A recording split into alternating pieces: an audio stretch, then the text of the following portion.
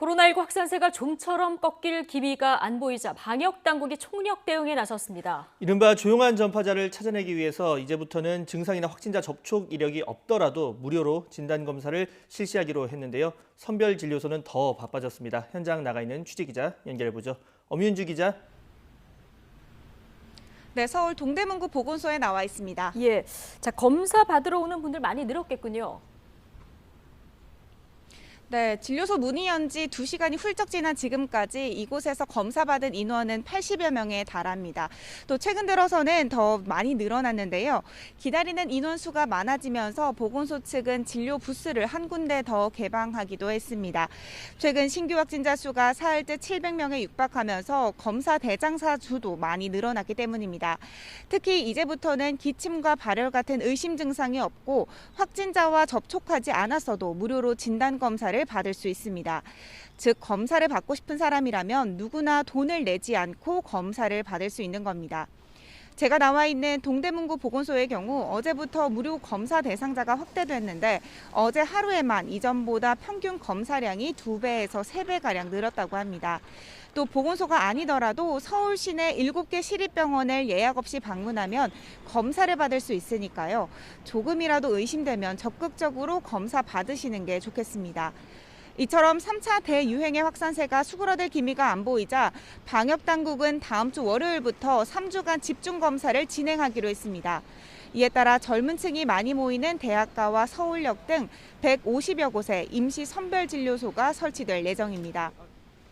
이곳에서는 빠른 검사를 위해 침으로 간편히 검사할 수 있는 타액 검사와 늦어도 30분 안엔 결과가 나오는 신속 항원 검사법도 도입하는데요.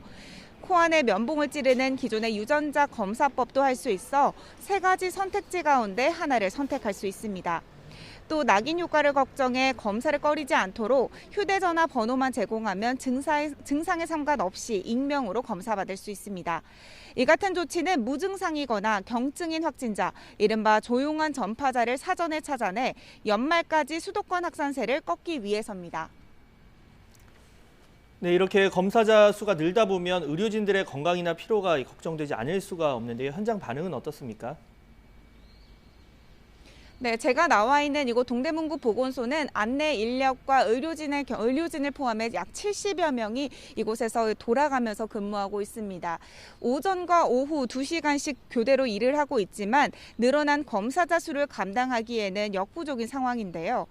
특히 날이 추워지면서 현장 의료진들은 감염 우려와 함께 추위와도 싸워야 합니다. 여기에 무료 검사 대상자까지 확대되면서 검사량이 크게 늘어 이들에게 야근과 주말 반납은 일상이 됐습니다.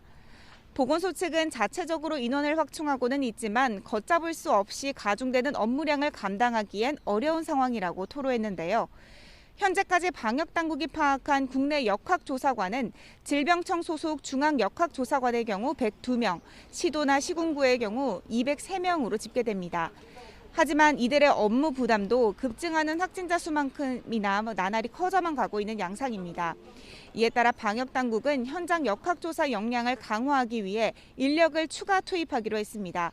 각 지자체의 전문 역학조사관을 추가 배치하고 군인과 경찰관, 공무원 등 행정 지원 인력까지 동원해 역학조사 역량을 늘릴 방침입니다. 하지만 꺾일 기미가 보이지 않는 코로나19 확산세에 현장 의료진의 업무 부담이 한계에 부딪히는 것이 아니냐는 우려의 목소리도 계속해서 나오고 있습니다.